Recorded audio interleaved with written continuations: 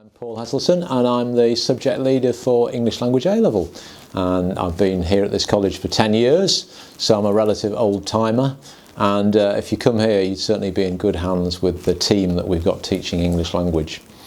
AQA is the name of the examining board that we follow on English language, and there's a couple of questions that people in your position always ask. They always ask, one, how is it different from GCSE? And the answer is a lot. It's very diverse, is English language A-level.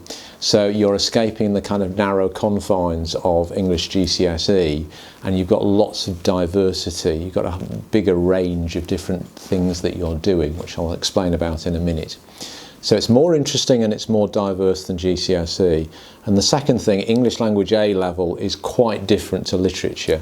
Obviously on English language literature A-level, you're studying, the great works of literature, whether that be plays or novels or short stories or poetry. Whereas what we're doing is that we're looking at texts that surround us all of the time. So we are looking at everyday conversation. We are looking at electronic texts, perhaps on social media. We're looking at speeches. We're looking at written formal texts, maybe pieces of journalism. So we are looking at texts that surround us everywhere. So it'll feel different from doing English literature.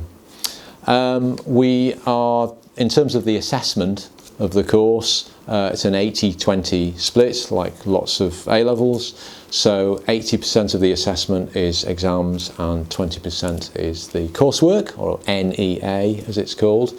In the exams you do all sorts of different work for those. There's one part of the first exam where you're comparing older texts with current day texts. And that's really interesting because you get to see how language is being used to represent groups of people or ideas or events. And it's a kind of mirror on different ages through time. So the text can be 100 years old, 200 years old, and you compare them with a modern day text. Another part of the first exam is called CLD, that's called Children's Language Development. For lots of our students, that's the favourite part of the course, because you look at the kind of everyday miracle of how children develop speech over time from birth to the age of 7 or 8. So if you're thinking perhaps of going on into primary school teaching or a future perhaps in childcare, then CLD is a really interesting area to look at. As part of that, we also look at children's literacy as well, so the development of children's writing skills. In the second exam, that's called language change and language diversity. The change bit is probably my favourite bit of the course. So this is where you look at how and why language has changed over time. So you're looking at Old English and Middle English and current day English. And you're also looking at international forms of English as well. So you're making comparisons between American English and British English, or Singaporean English and British English, and trying to think how and why those changes have happened. Another great part of the course is called language diversity, which you're studying for the exam. And this is where you're looking at accents and dialects across the UK. You're asking questions like, are regional accents disappearing?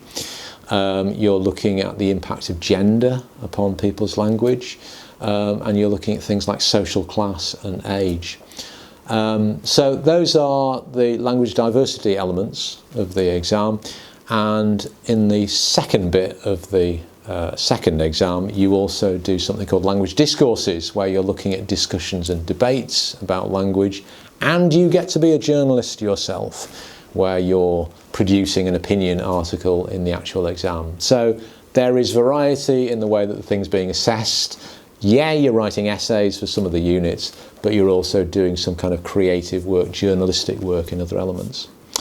The coursework, which is 20%, is absolutely fabulous. You get to study and then write your own short stories.